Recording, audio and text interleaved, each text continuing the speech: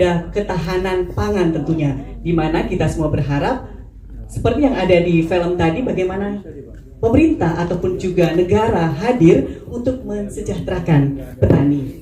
Kami ingin bertanya kepada Pak Jo ya, sebagai eksekutif produser. Pak, apa sih yang pertama kali mendasari alasan Bapak untuk memilih genre film ini? Kemudian ini film satu-satunya ya Pak tentang pertanian loh di Indonesia. Dan sekarang ini di tengah gempuran film horor yang terus romance sekali gitu. Nah, alasan Bapak sendiri Pak, kami persilahkan. Baik, terima kasih teman-teman media yang siang hari ini bisa hadir di ruangan ini.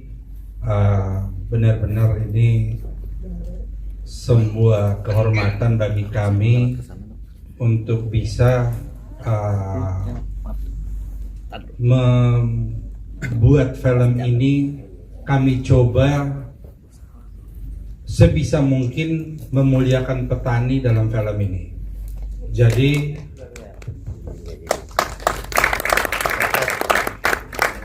kita selama ini bicara bahwa petani ini adalah pahlawan bangsa.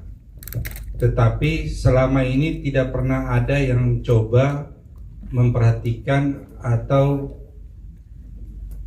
melihat pertanian dari sisi yang berbeda, yang memberikan harapan untuk mengangkat kehidupan petani yang lebih baik. Jadi petani ini, orang selalu bilang bahwa petani itu gelap, kulitnya gelap, masa depannya gelap, harapannya gelap, nasibnya juga gelap. Tapi dari pengalaman saya bertani, ternyata petani itu menjadi sumber kehidupan saya. Jadi saya ini juga petani, bapak-bapak sekalian, dan tidak gelap. Tapi tidak gelap. Nah, sekarang saya mau coba membuat teman-teman yang lain, petani yang lain, tidak gelap lagi dan penuh harapan. Dan kelangsungan bangsa ini tergantung kepada petani. Mau sehebat apapun sistem ekonomi kita, sistem pertahanan kita, tetapi ketika negara tidak bisa berdaulat pangan, kita tidak akan mampu membuat apapun. Jadi saya cerita saja bahwa saya sekarang ini jadi Dirut Agrinas. Kebetulan saya jadi Dirut Agrinas, dan dalam program saya, terima kasih, dalam program saya yang saya lakukan pertama, salah satunya itu dalam program intensifikasi.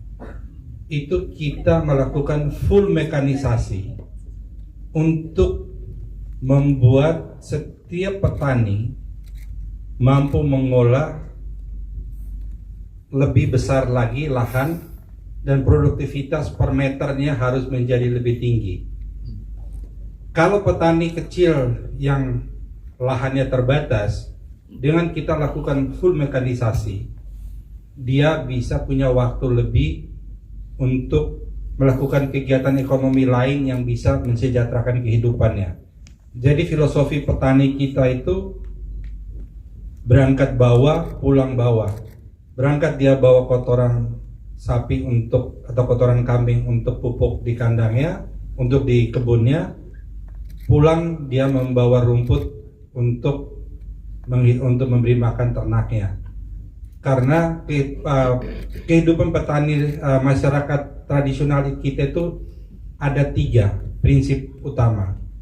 Rumah sebagai tempat kehormatan keluarganya, pertanian sebagai sumber kehidupannya, dan peternakan adalah sebagai tabungan masa depan keluarganya. Jadi kita akan kembalikan kedaulatan petani ke dalam filosofi kita. Nah, harapan saya film ini nanti bisa mengajak teman-teman milenial untuk melihat petani itu dengan penuh harapan. Makanya di dalam Agrinas yang saya pimpin nanti ke depan ini, kita menekankan kepada 2 skill, soft skill dan hard skill.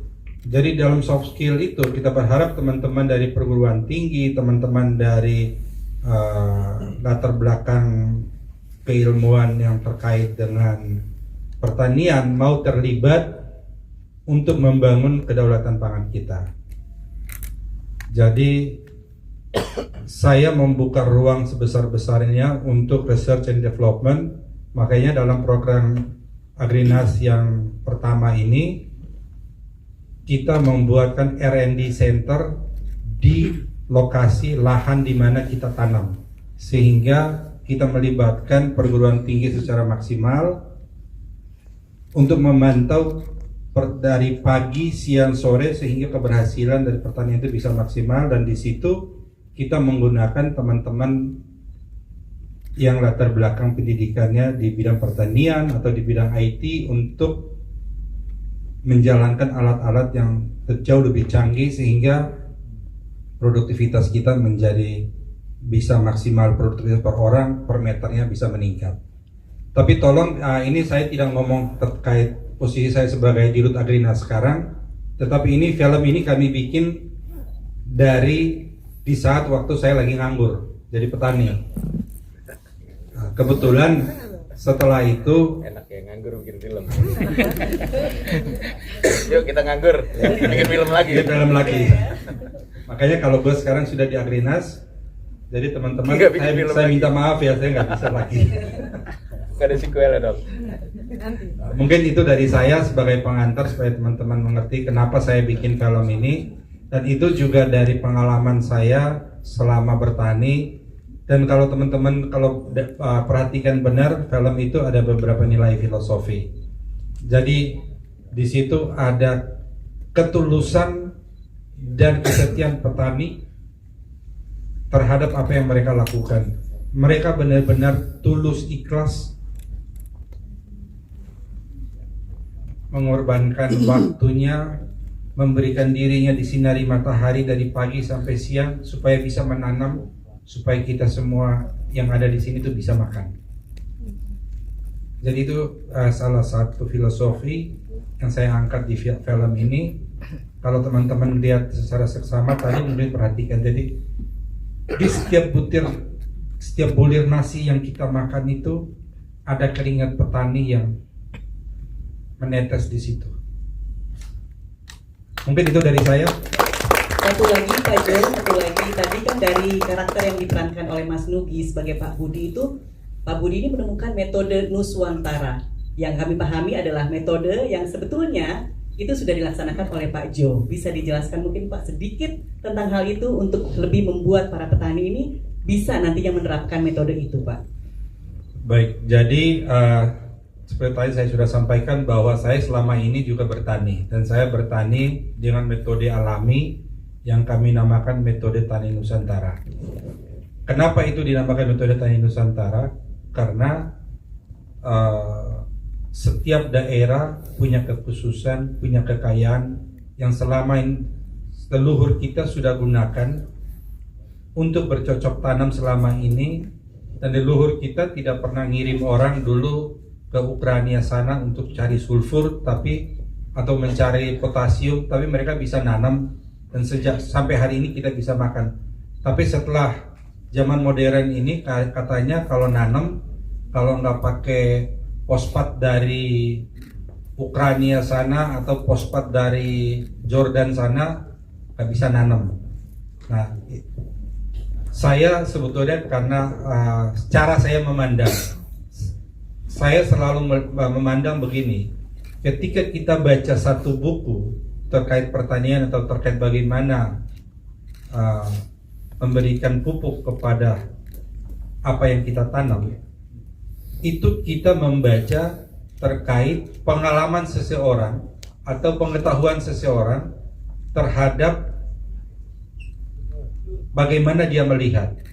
Tetapi saya berprinsip bahwa apapun ilmu, apapun metode yang kita gunakan, tapi ketika metode itu memuliakan Tuhan dalam kita bertani, disitulah ilmu itu ada. Kita jangan tidak hanya memikirkan begini, saya dengan menggunakan pupuk ini saya nanam bisa menghasilkan 15 ton. Tetapi habis itu kita menghancurkan ciptaan Tuhan di mana mikroba-mikroba dalam tanah itu menjadi mati dan akhirnya tidak berkelanjutan. Nah, itu juga bagi saya itu kita merendahkan Tuhan, kita bukan memuliakan Tuhan dalam bertani. Jadi kita dalam bertani itu harus memikir bagaimana bertani tapi berkelanjutan. Karena masa depan dan anak cucu kita akan terus menikmati apa yang kita lakukan hari ini. Kita tidak tahu apa yang kita lakukan hari ini, tapi suatu saat pasti ada yang akan menikmatinya. Jadi saya harapkan dukungan dari teman-teman semua supaya kita semua aware tentang bagaimana bertani dan menjaga lingkungan supaya kita terus bisa menghirup udara yang segar, untuk masa depan kita. Baik, terima kasih Pak Jo. Ya, langsung ke Pak Sutradara ini, Mas Yadi. Dari banyak hal yang sebelumnya disampaikan oleh Pak Jo ya, sehingga kemudian menunjuk ya Mas Yadi untuk menjadi sutradara. Ya, Mas Yadi sendiri boleh cerita, mungkin nggak usah ngulang tadi ya sebelum kita mulai preview filmnya, tetapi kenapa kemudian Mas Yadi juga tertarik gitu bahwa memang saya pengen bikin film yang bisa mengajak para petani muda untuk kembali ke desa, untuk membuat ketahanan pangan di negara kita. Saya potong dulu. Sebelum mau saya racunin dulu. Itu dia.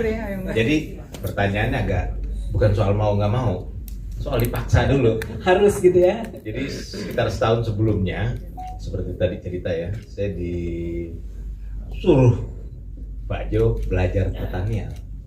Belajarlah kita kemana-mana, termasuk ke NTT. Itu bikin bingung. Disuruh belajarnya ke NTT, bukan ke Cianjur atau kemana gitu kan.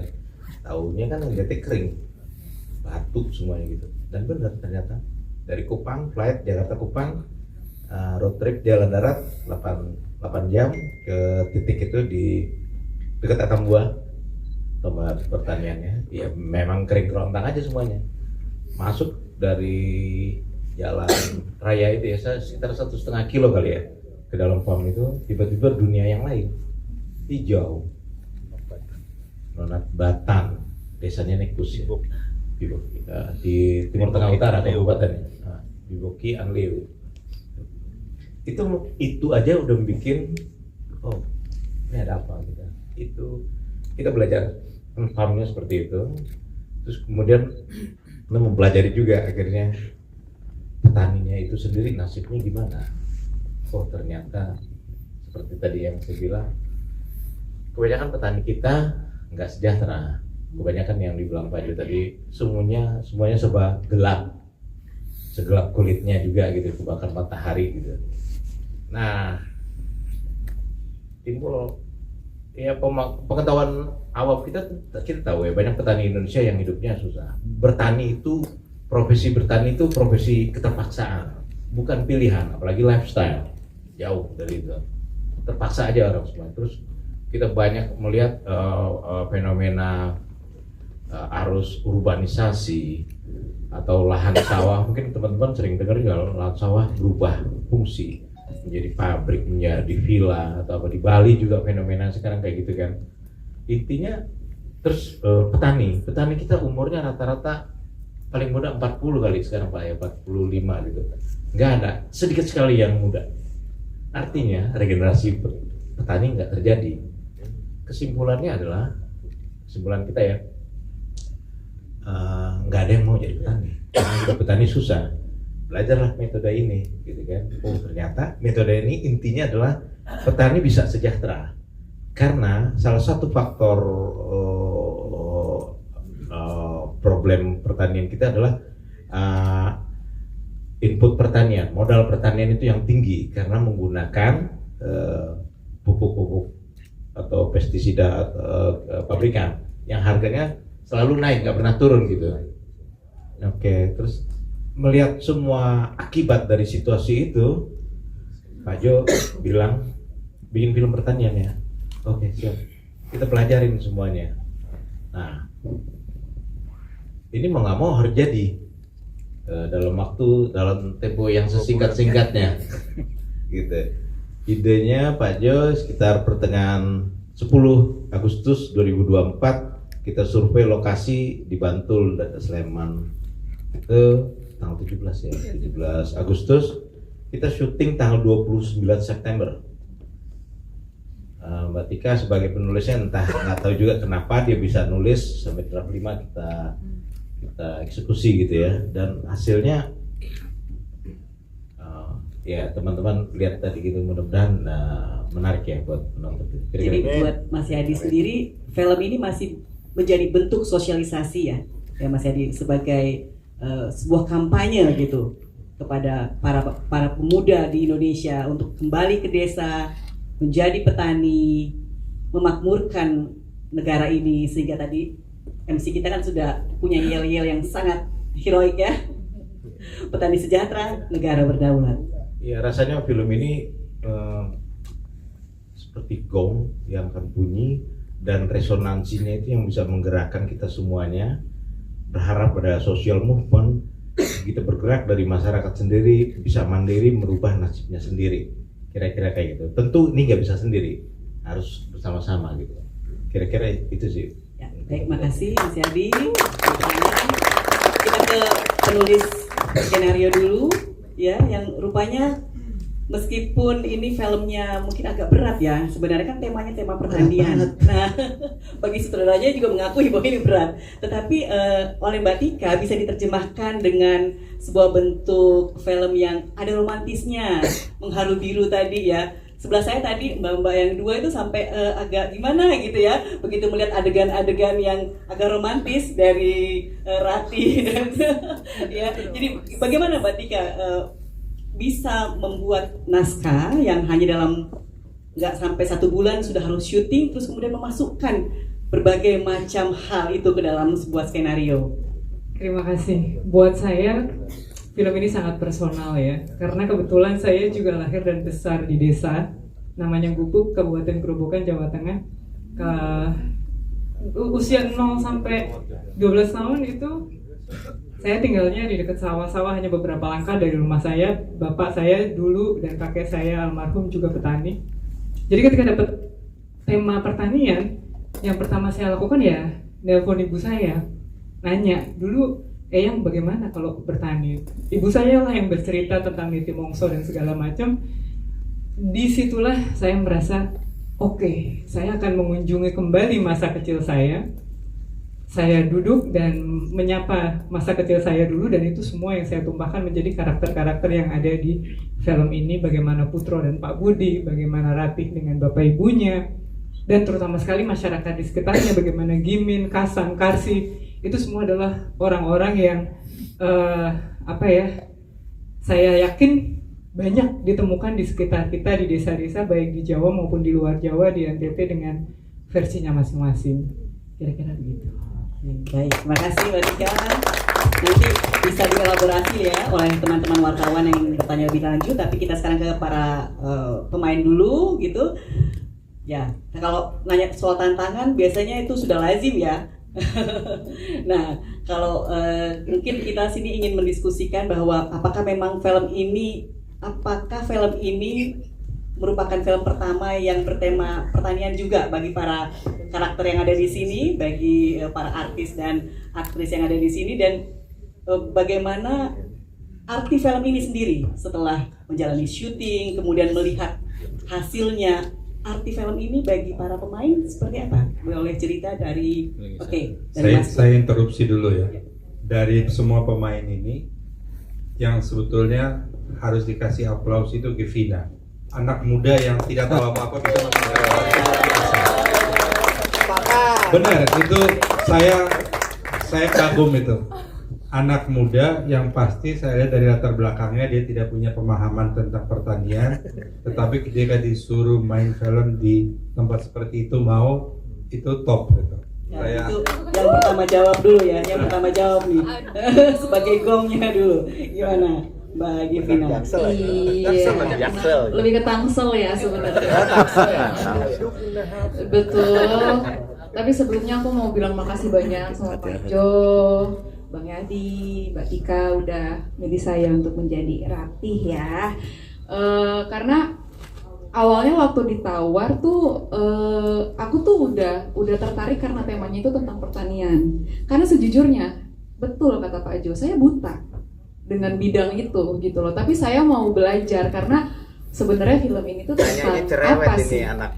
Betul, kita kan waktu pertama kali datang kayak Pak Yadi, boleh loh jelasin semuanya ke saya biar saya tahu dulu gitu loh. Gak usah ke karakter dulu, gak usah cerita dulu, tapi sebenarnya kenapa sih tiba-tiba mau bikin film tentang pertanian ini gitu loh. Dijelaskanlah tuh latar belakangnya yang menurut saya, oh saya anak muda yang cukup kurang terpapar informasi tentang itu ya. Oh ternyata lumayan memprihatinkan ya petani-petani kita. Dan dengar ceritanya aja aku udah terinspirasi. Begitu baca skripnya lebih terinspirasi lagi. Dan yang aku pengen semoga inspirasi ini tuh tertular juga untuk generasi-generasi muda sekarang gitu loh, termasuk generasi aku gitu. Dan itu aja sih. Baik, nanti kita ya applause dulu. Nanti teman-teman kalau mau bertanya lagi langsung ke Mas Putro dulu. Ya. Mas Putro. Ya, pertanyaannya adalah ya. Kemudian ini kan masih juga merupakan film pertama tentang pertanian yang Mas Jan Putro dong ya. Awareness-nya Ya. itu yang di raise di sini itu sangat menarik perhatian karena sempat diomongin sama oleh Bang Yadi kalau di tahun 2035 petani kita tuh sebenarnya akan habis karena nggak ada regenerasi dari baik dari generasi milenial maupun dari generasi Z. Nah selama ini kan informasi yang saya terima tuh bahwa petani adalah orang yang ngurus lahan sebesar itu dia sendirian. Terus saya mikirnya segede itu sendirian capek juga ya, nggak mau ah. Nah tapi sebenarnya baru kebuka juga ternyata di atas petani itu di bawahnya ada penggarap. Oh ternyata dia nggak sendirian. Cuman yang lebih ngenesnya lagi informasi tentang bahwa petani harus ngutang dulu untuk beli pupuk, berarti dia belum panen, dia udah terlilit hutang. Setelah panen baru bisa bayar hutang. Nah itu kan kasihan banget ya. Terus oke, solusinya apa? Ya metode tani Nusantara ini gitu. Dengan modal sangat sedikit bisa menutup banyak lahan gitu. Oke, ini kalau misalnya ini bisa mulai dari satu orang aja kita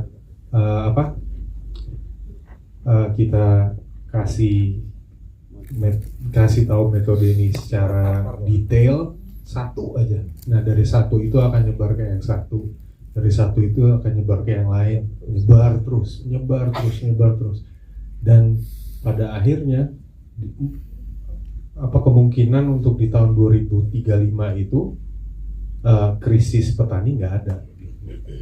Harapannya sih begitu. Dan memang kalau untuk ini film 1000 Bayang Purnama ini kenapa tayangnya di bioskop gitu? Bagaimana bisa ditonton oleh petani gitu? Karena kan tujuannya ke sana. Nah, setelah ini nanti selesai, kami sih punya planning yang sangat mulia dan sampai ngomong juga ke Bang Yadi, udah nggak usah mikirin yang lain-lain, gue ikut kemanapun, ke pelosok mana, ayo gue ikut. Motoran lah. Intinya kita mau tayangin kayak sejenis layar tancap. Iya, betul. Mereka supaya mereka mendapatkan informasi ini. Jadi bukan dari seberapa keren film ini, seberapa apa, enggak, dampak apa yang kita bisa tinggalin buat generasi kebelakangnya gitu. Dan ini berdampak yang sangat positif. Gak salah emang anak Ki Haji. Anak sampean. Ya, oke, terima kasih. Kita langsung ke Mas Dodit dulu ya, yang Tadi rupanya juga petani. terjerat pada ijon tadi ya. Nah, itu gimana itu? Leasing. Pinjam duit sama gua ada ya. Ini enggak yang sepuh dulu, Pak. Ki Haji. Terakhir pamungkasnya. Oh iya, benar. Pamungkas. Terima kasih pada seluruh keberadaan. Rahayu. Assalamualaikum warahmatullahi wabarakatuh. Salam lestari. Hidup petani. Iya, Dodit itu jadi ada istilah desa kota gitu ya. Konon katanya untuk teman-teman yang belajar itu ada istilah desa kota. Nah, Dodit itu salah satu manusia yang dia di desa neng kemelindi. Kemelindi nih karuan, kayak dia tuh kayak anak boe. Mending mas nek anak boe. Ini tuh berasa jadi anak raja. Itu. Dan sebenarnya ada tadi udah pada nonton ya. Sudah. Jadi ada scene yang nggak muncul. Wah, itu sombongnya nggak karuan di satu keluarga itu. Waktu meskipun cuma parkir ya. Oh iya. Iya. Itu nanti mungkin bisa ada di YouTube itu. Nah, menariknya pertanian itu kalau di luar, sependek pengetahuan saya, ada istilah farmer dan peasant. Nah, Dodit itu, kayak kalau salah dikoreksi ya Pak Jo ya. Kalau peasant itu yang kayak Ki Haji, mereka masih menggunakan cara-cara alami, masih bergotong royong, masih menggunakan bahkan pranoto mongso dan hal-hal yang penting leluhur. Tapi kalau yang farmer itu, dia ya kayak Dodit itu, kayak Dodit sama Pak Gatot. Dia hanya mengakumulasi kapital, hanya saja pertanian gitu. Sehingga yang dipikirkan hanya dirinya. Nah, ternyata bahkan petani pun masih ada yang cara tanamnya itu sesuai dengan cara berpikirnya, cara bertindaknya. Nah, kalau kita makan makanan dari petani yang cara berpikirnya seperti itu, apakah kira-kira tidak berpengaruh?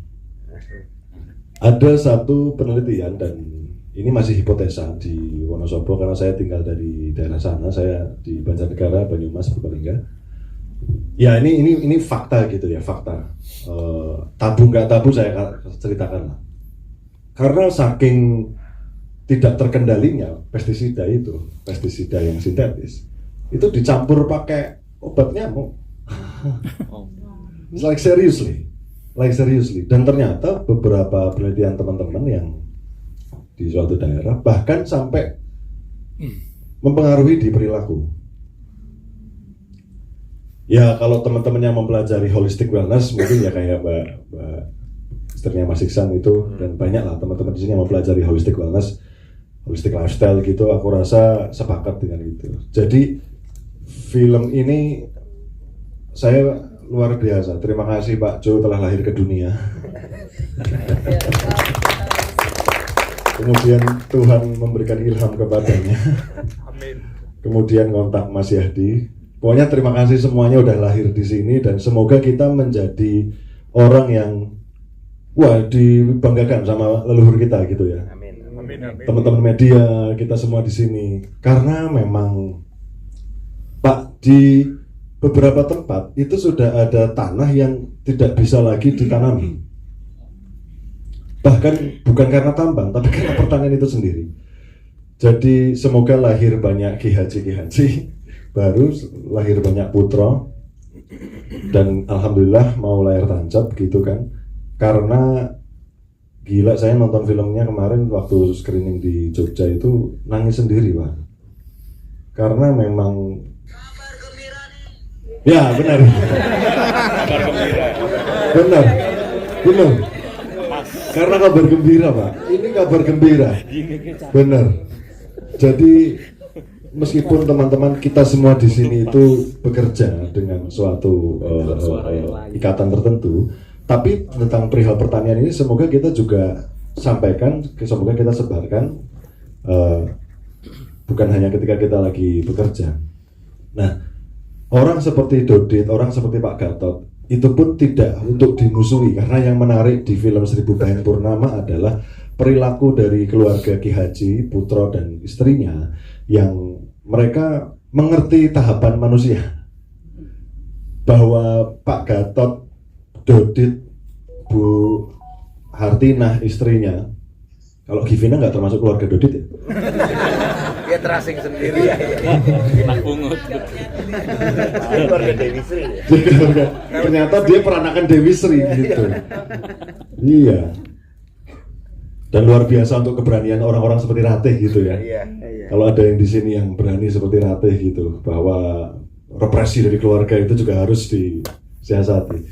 Nah, bahwa menariknya dalam tanda kutip perlawanan yang dilakukan Ki Haji itu adalah perlawanan dengan hati, dengan rasa. Kan ada itu istilahnya tadi teman-teman nonton, luruk tanpa bolo, menang tanpa ngasorake. In translation in English it means that you can kill that people.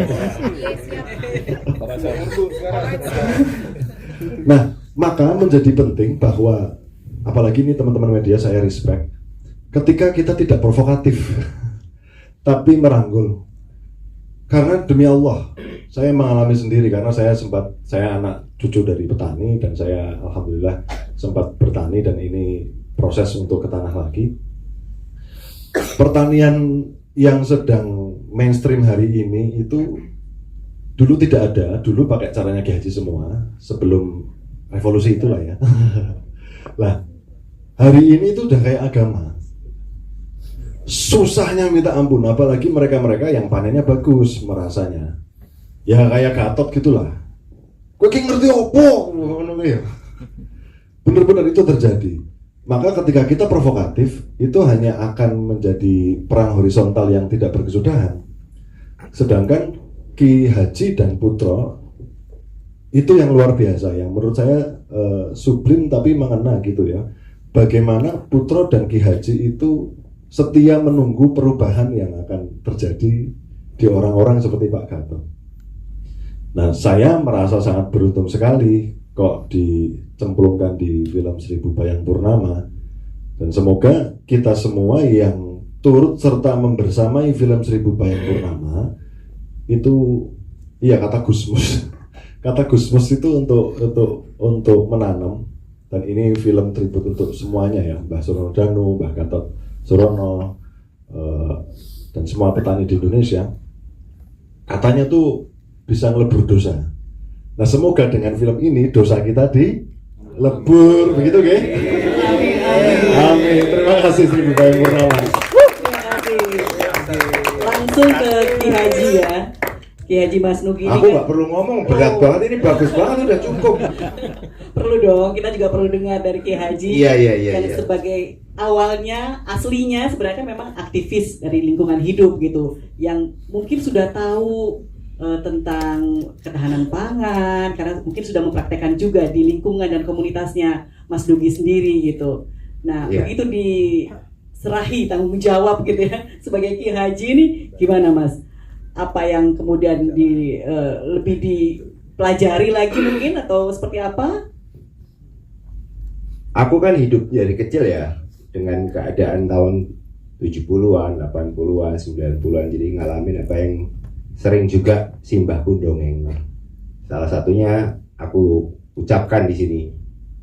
Sungguh indah tanah air beta, tiada bandingnya di dunia.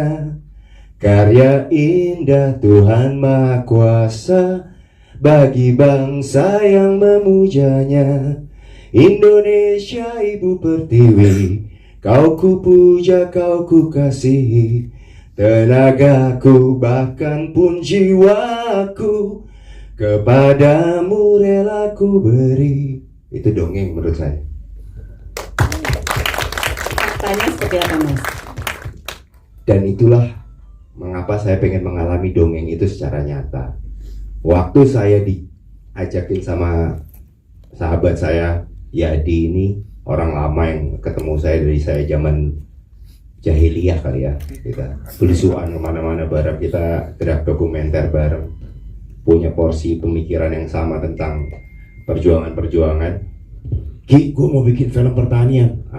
dongeng lu. Dan dalam hati saya, lu ketemu deh sama Pak Jo. Akhirnya saya ketemulah dengan beliau. Yang benar, kata Mas Dena tadi, bersyukur sekali ada Pak Jo yang dilahirkan di dunia ini.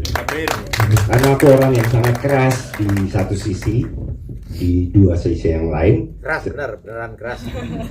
Saya berusaha membuka semesta yang ada di depan saya untuk semua saya serap, kemudian saya sortir. Jadi pertemuan pertama itu kita ketemu jam 2 siang, beliau datang, baru kenalan dengan nama yang mungkin kita jarang dengar di dunia di Jawa ya, Pak Joao Mota. Pak Joao Mota. Dia ngomongnya Pak Jo doang. Jadi pas sudah namanya asik juga nih. Aku pikir nggak bisa bahasa Indonesia. Ternyata 11 jam kita dialog. Hadap-hadapan.